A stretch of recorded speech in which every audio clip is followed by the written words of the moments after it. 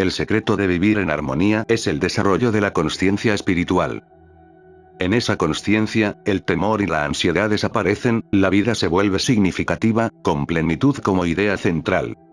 El grado de consciencia espiritual que mantenemos se puede medir en la misma proporción en la que renunciamos a nuestra dependencia del mundo exterior de la forma, y toma lugar nuestra fe y confianza en algo aún más grande que nosotros mismos, en el infinito invisible, que puede superar cualquier obstáculo. Es la consciencia de la gracia de Dios. Hay una práctica específica que puede asistir en el logro de la consciencia espiritual. Es una práctica que se lleva todo el día en el mundo de las apariencias, recordándonos que no necesitamos este o tal deseo. Para cada demanda insistente, dejemos que nuestra respuesta sea, no, no. Esto no es lo yo necesito o quiero. Vuestra gracia es suficiente para mí, nada más, no dinero, no maravillas, solo vuestra gracia. Aprendamos a mantenernos en esa resolución. Si la necesidad aparece, como la renta, casa, comida o salud, reconozcamos firmemente que nuestra única necesidad es su gracia. Nuestro trabajo puede requerir mayor fuerza, mayor conocimiento o mayor habilidad que lo que parece que tenemos, o puede haber mayores demandas sobre nuestro bolsillo que lo que podemos enfrentar. En vez de aceptar esta falsa creencia, recordemos, Él realizó aquello que se reservaba para mí. El Señor perfeccionará todo lo que me concierna, o recordemos algún pasaje de las Escrituras. La creencia humana puede ser que hay una demanda física, mental, moral o financiera superior a nuestra habilidad para satisfacerla. Pero en el momento en el que volvemos a aquel que está en nosotros, reconocemos que Él realiza aquello que ya nos es dado. Él perfecciona aquello que nos atañe, una carga se quita de los hombros, y el sentido de responsabilidad personal se quita. De repente, nos es dada la habilidad necesaria, que después de todo descubrimos que no es nuestra habilidad, sino su habilidad para expresarse a través de nosotros. Fuera de nuestra debilidad llega a la fortaleza, pero no nuestra fortaleza, sino su fortaleza, y entonces realizamos el trabajo a través de su fortaleza. Si es descanso lo que necesitamos, volvemos a las Escrituras y encontramos: vengan a mí todos aquellos que trabajan duramente y cuya carga es pesada, y yo les daré descanso. Uno de los pasajes más reconfortantes en la Escritura es: les dejo la paz, les doy mi paz. La paz que yo les doy no es como la que da el mundo. Si pudiéramos permanecer en la verdad de esta declaración por un mes, un mundo completamente diferente se abriría ante nosotros. Podríamos preguntarnos lo que sabemos acerca de la paz. Todos sabemos el tipo de paz que el mundo puede dar, pero esa no es el tipo de paz que requerimos. Muchos de nosotros pensamos que podríamos tener paz si tuviéramos suficiente provisión, o si tuviéramos salud, o si tuviéramos la pareja perfecta. Puede ser verdad, pero tener esas cosas no nos garantiza que no vamos a ser perturbados por alguna otra cosa. En tanto busquemos la paz en las personas o en las situaciones, fallaremos para encontrar una satisfacción permanente o paz. Mi paz. No es como la que da el mundo, sino mi paz es un espíritu gentil que emana dentro de nosotros y no guarda ninguna relación con el estado de nuestros asuntos, aunque, a fin de cuentas, pone en orden todos nuestros asuntos. La fe en el infinito invisible se profundiza e incrementa, al aprender a profundizar conscientemente en el que realiza todo aquello que nos es dado a hacer. Que Él, el infinito invisible, realiza cualquier cosa que nos es encomendada a hacer en el mundo visible. El infinito invisible perfecciona aquello que nos concierne. La gracia invisible es nuestra suficiencia en todas las cosas. La presencia invisible se adelanta para enderezar los caminos. Gradualmente, aun y cuando una y otra vez la tentación venga a decir: yo necesito, yo quiero, no tengo suficiente, yo soy insuficiente, recordamos que nuestra suficiencia es el invisible infinito. Esta práctica profundiza nuestra conciencia espiritual. El hermano Lorenzo lo llamaba la práctica de la presencia de Dios. Los hebreos la llamaban mantener la mente en Dios y reconocer a Dios en todos los caminos. Jesús la llamó morar en la palabra. Es una práctica que finalmente nos lleva a la total seguridad en el invisible infinito, que a cambio nos trae lo visible a nuestra percepción al tener necesidad de ella. El mundo material pone su fe en forma de bien. El mundo espiritual hace uso de lo que está en el mundo. Disfruta la forma, pero su seguridad descansa en aquello que es la sustancia de la forma, o en aquello que ha creado la forma, el invisible. Toda revelación espiritual ha demostrado que la sustancia de este universo está en nosotros. Nuestra consciencia es la sustancia de nuestro mundo. Por lo tanto, en palabras del Maestro, destruyan este templo, y en 3 días lo levantaré.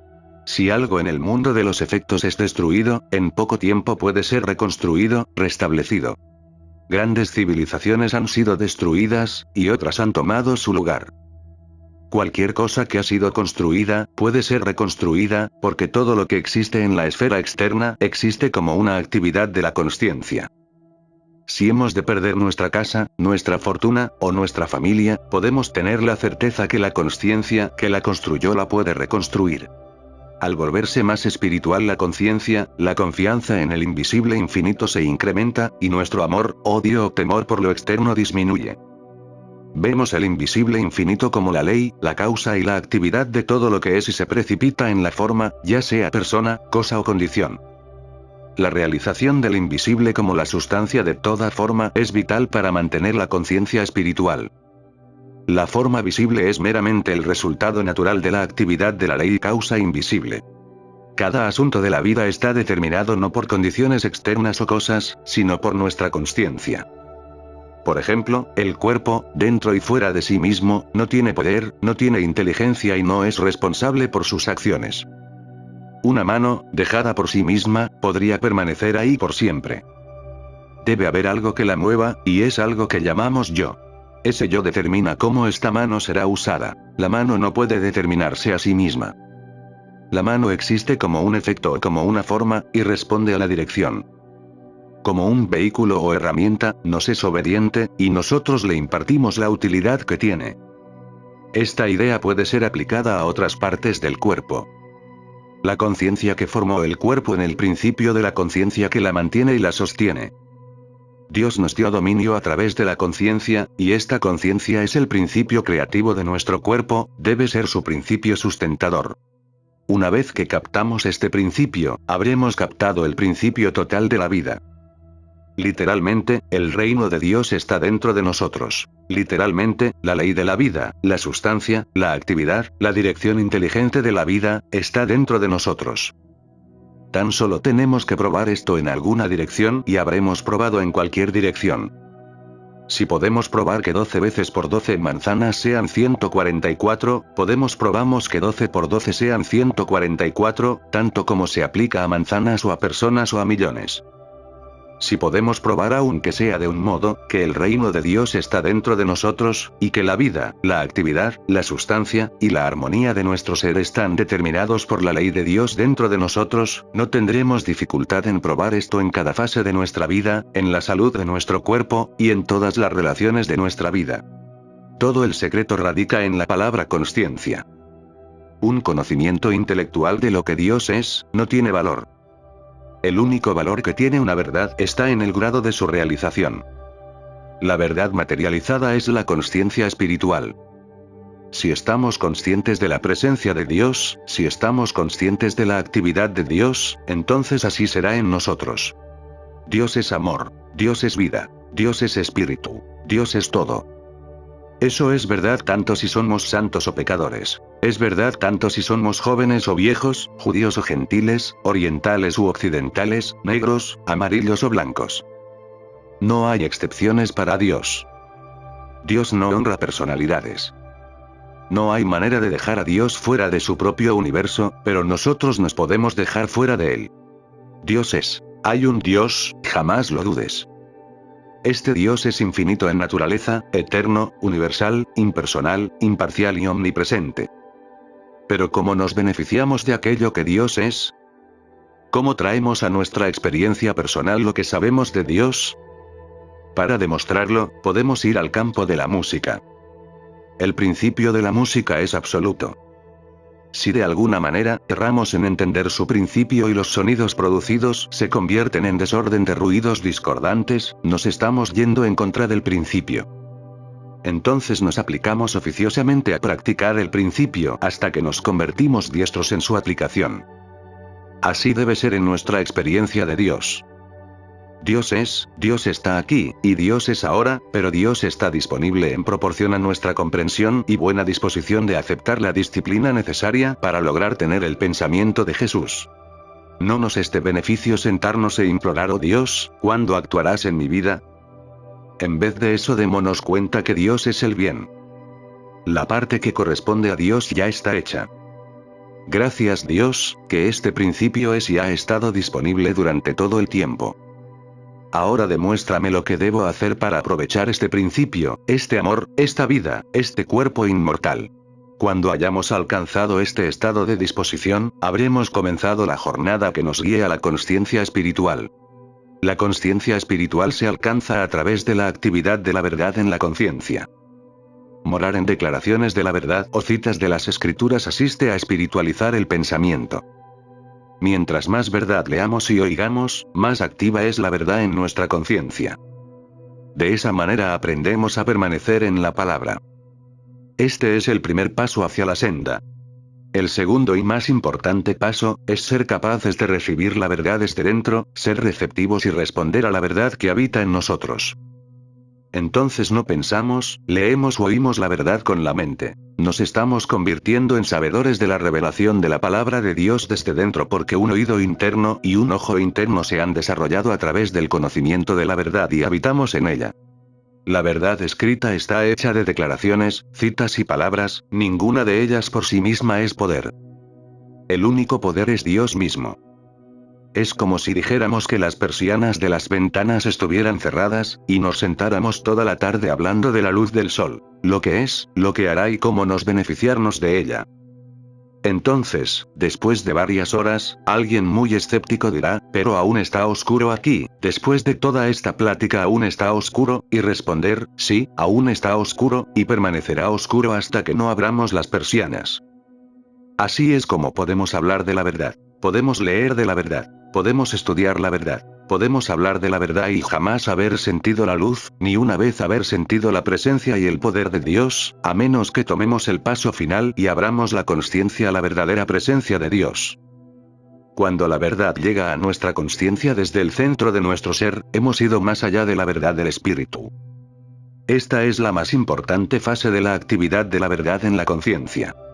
El segundo paso, que te guía a un estado de conciencia donde somos receptivos y sensibles a la pequeña voz interior, no puede ser tomado, a menos que el primer paso sea dominado, esto es sabiendo la verdad escrita. Todos los años que una persona ha pasado leyendo la verdad, oyendo de la verdad, pensando en la verdad, acudiendo a la iglesia, conferencias o clases, fructifican en guiarlo a tal punto donde la inspiración fluye desde el centro de su ser. No obstante, esta inspiración generalmente llega cuando se aterriza la verdad escrita. Jesús nos dice: mientras ustedes permanezcan en mí y mis palabras permanezcan en ustedes, pidan lo que quieran y lo conseguirán. Mi Padre es glorificado cuando ustedes producen abundante fruto. Vivir en tal verdad, morar en esa palabra, rendir fruto, es vivir vidas armoniosas y espirituales. Pero si olvidamos vivir en la palabra, morar en ella y olvidamos dejar que more en nosotros, nos convertimos en ramas cortadas y secas. ¿Cómo podemos morar en la palabra si no la conocemos? Debemos conocer la verdad. Debemos aprender lo que es la correcta verdad escrita. Tengamos un principio específico con el cual trabajar y permanezcamos en él, hasta que llegue el momento en el que sintamos esa percepción espiritual en nosotros. Entonces sabremos que hemos alcanzado el espíritu de la verdad, la conciencia de la verdad, que es la palabra de Dios y que es poder. Cualquiera con el deseo suficiente por una comprensión de Dios puede lograr ese entendimiento, la gracia de Dios se lo garantizará. Es posible saber toda la verdad encontrada en la verdad escrita y todavía ser una rama seca, hasta que moremos en la palabra y dejemos que esta palabra more en nosotros, es que el verdadero espíritu de Dios habita en nosotros. Hay un espíritu en el hombre, en realidad hay un espíritu, el espíritu de Dios en el hombre. No existe hombre falto de él, pero muchos de nosotros no estamos conscientes de él al igual que no lo estamos de la sangre que recorre nuestros cuerpos. Dios está en nosotros. La presencia de Dios llena todo el espacio. El espíritu de Dios habita en nosotros. Pero ¿cuánta gente ha sentido esa presencia? Se habla de ella, se ora acerca de ella, se teoriza y dan sermones, pero no se experimenta. es la percepción consciente, el sentimiento real o comprensión de la presencia a lo que es necesario. ¿Cómo sabemos que el Espíritu de Dios habita en nosotros? Si dejamos ir el odio, la envidia, el celo, la malicia, la autoglorificación, el prejuicio y la intolerancia, estaremos haciendo espacio para el Espíritu de Dios, porque Dios no puede morar en medio de tales características. En tanto estas características estén presentes en nuestra conciencia, nos costará más trabajo permanecer en la verdad y dejar que la verdad permanezca en nosotros. Al grado en que permitamos que el Cristo se manifieste vívidamente en nosotros, será que tales pensamientos mortales no nos afectarán más. Entonces, el Espíritu de Dios habitará en nosotros, que es el Cristo en ti, tu esperanza de gloria. Mira, yo espero en la puerta, y vendré a él, y conviviré con él y él conmigo. En la mayoría de las enseñanzas religiosas, hemos sido enseñados que el Espíritu de Dios está en todas partes, pero eso no es verdad. Si el Espíritu de Dios está en todas partes, todos serían libres, sanos, prósperos, independientes, joviales y armoniosos. No, el Espíritu de Dios está presente solamente cuando se hace uno consciente de él. A menos que sintamos la presencia real de Dios, es que tendremos este espíritu. Nuevamente, es un caso como el de las persianas, o es como decir que la electricidad está en todas partes, esa es una verdad. La electricidad está en todas partes, igual que el Espíritu de Dios está en todas partes. Sin embargo, la electricidad no nos será de valor, a menos que esté conectada para algún uso en particular. Así sucede con el Espíritu de Dios, está en todas partes, en un absoluto sentido espiritual, pero solo es efectivo en nuestra experiencia en la medida en la que lo manifestemos. El estudiante de la sabiduría espiritual no puede sentirse satisfecho durante el día, si tan solo ha leído algo de la verdad por la mañana, o porque vaya a oír algo de la verdad por la tarde o noche. Debe existir una actividad consciente de la verdad todo el tiempo, lo cual no significa que neguemos nuestras actividades y deberes. Significa que debemos entrenarnos a nosotros mismos, para mantener siempre alguna área en conciencia activa en la verdad. Ya sea que veamos las formas de la naturaleza tales como árboles, flores u océanos, o personas con las que nos encontremos, deberemos ver algo de Dios en cada experiencia. Nos entrenamos a nosotros mismos a permanecer en la presencia y la actividad de Dios en todo lo que nos rodea y para morar en la palabra. La meta está cercana a nosotros, no obstante, mientras más cercana parece, está más lejana, porque con cada horizonte alcanzado, otro más nos hace señas. Al ir avanzando en nuestra búsqueda, podemos medir nuestro progreso de la siguiente manera. Vemos el horizonte ante nosotros y tenemos el sentimiento de tengo tan solo una corta distancia por recorrer. Algunas veces toma unas pocas semanas o meses para alcanzar tal horizonte, y todo el mundo del espíritu se extiende ante nosotros. Entonces creemos que realmente hemos entrado en el reino de los cielos, y así es, por unos pocos días.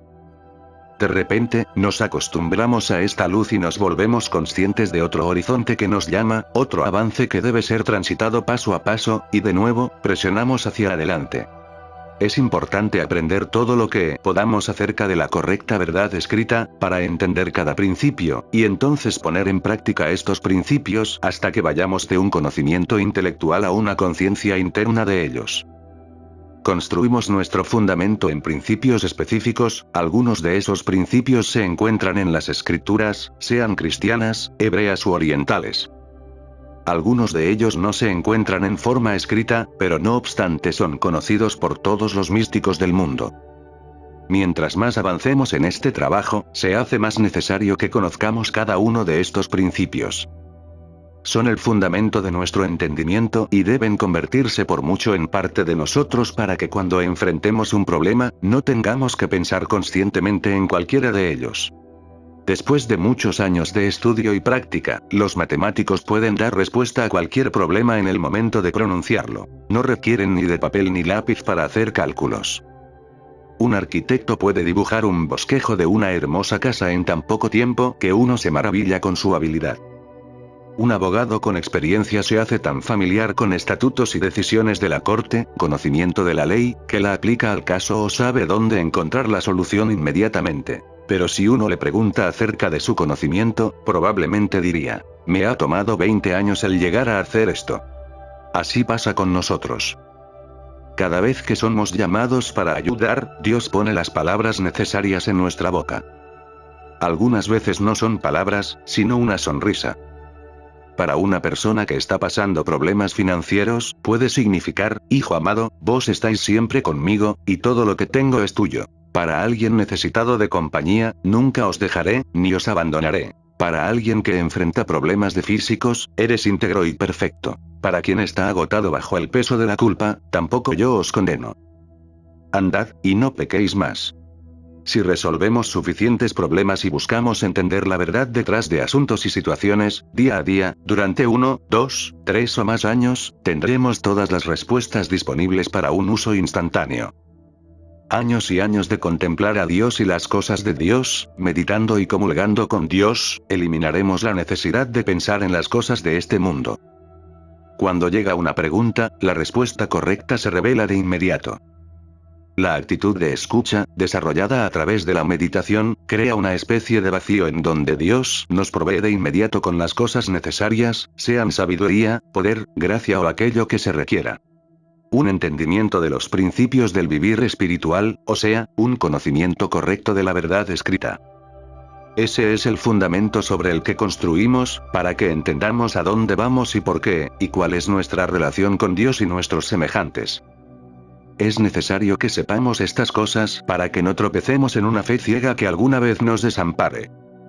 Necesitamos conocer la correcta verdad escrita para saber que no nos encontramos en un estado mental de caos, basándose en una cosa hoy y otra mañana, no llegando a un entendimiento de aquello que es. Una vida espiritual no puede ser construida sin un entendimiento de Dios, la naturaleza y carácter de Dios, la naturaleza de la ley de Dios y la naturaleza del ser de Dios. Podemos escoger pasajes de las Escrituras que encarnen principios espirituales y vivir con ellos. Sostenerlos como un letrero en la presencia de cualquiera y de cualquier discordia, hasta el punto en que estos principios se vuelvan automáticos. Esto es habitar en el sitio secreto del más alto, viviendo, moviéndose y teniendo nuestro ser continuamente en la consciencia de Dios, no solo por unos pocos minutos mientras leemos un libro o escuchamos una plática. A pesar de las demandas que el mundo nos haga, debemos hacer una pausa a intervalos frecuentes durante el día y durante la noche para practicar la presencia. Esta necesidad no interfiere con nuestras actividades diarias, no supone que dejemos de hacer lo que estamos haciendo. Podemos estar frente a la estufa o podando el pasto y mantener todo el tiempo nuestra conciencia abierta a Dios, recordando que mi gracia es suficiente para vos, nada más. Podemos estar en la calle, de compras o manejando el auto y siempre recordar: el Espíritu de Dios está en mí, y ese Espíritu es paz y alegría para mí y todos aquellos que lleguen a mi conciencia. Es importante que no dejemos ir las horas del día sin algún recordatorio consciente de que la meta en la vida es mantener esa mente que también tuvo Jesús. La meta de la vida espiritual es alcanzar la conciencia Dios, para vivir, mover y tener nuestro ser en una consciencia eterna de la presencia de Dios. Entender claramente que toda la sabiduría espiritual está hecha de dos partes. Primero, saber la verdad. Segundo, tener esa mente que también tuvo Jesús. Tomar algunos de estos principios específicos que encontrarás en este libro y vivir de acuerdo a ellos. Tómalos uno a uno. Llévalos contigo todo el día por una semana o un mes. Entonces toma otro y vive con él, utilizándolo como canon con el cual midas cada experiencia. Es posible para cualquiera cambiar el curso de su vida, no tan solo oyendo o leyendo la verdad, sino haciendo la parte activa de su conciencia en la experiencia diaria, hasta que se convierta en un hábito en cualquier momento del día, en vez de ser un pensamiento ocasional. Permite que estos principios operen en conciencia, en la mañana, al mediodía y la noche, hasta que gradualmente la consciencia real llegue. Entonces hacemos la transición de ser oyentes de la palabra a ser hacedores de la palabra. Entonces moraremos en la palabra y daremos fruto.